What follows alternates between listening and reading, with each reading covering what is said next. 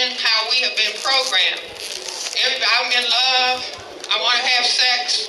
This is what we have focused on, and I say you can produce sex obsession if you do not meet the dependency needs of children. Children have to have mature parenting.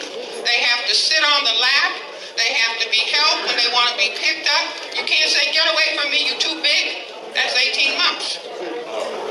Children have to be held and comforted. If they don't get it, they will be vulnerable to alcohol, they will be vulnerable to drugs, and they will be vulnerable to sex obsession and vulnerable to sexual abuse.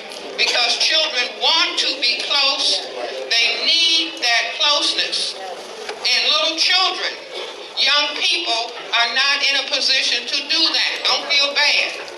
But somebody 17, 16 can't take care of a child for 25 years. You need to be old. See, old. And I say, under the conditions of the war, no more than 2, no closer together than 3 years apart. So everybody has a chance to get their emotional needs met and to be strong so that when they go to school and the teacher says, now boys and girls, we're going to learn how to count, or hopefully they learn to count before they go to school.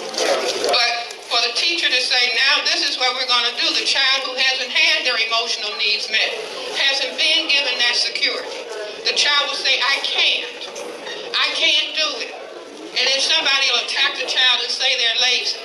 No, they just have not had their emotional needs met, because when children are held and given sufficient emotional attention and help, they will eventually say, let me down, let me do it, I can do it. But if they don't get held, they'll always be whining, you see, and looking for that attention and be called a nuisance. So we've got to master the science of black child production, development, for countering racism, because this is a war. Nobody is going to maximally develop us but ourselves. So nobody needs to feel bad if they didn't do it. Just think about it and pass the information along so that we stop giving children away to foster care. See, this is painful to children. And they end up being physically abused, sexually abused. Now, there's some superb foster parents. I'm not talking about them.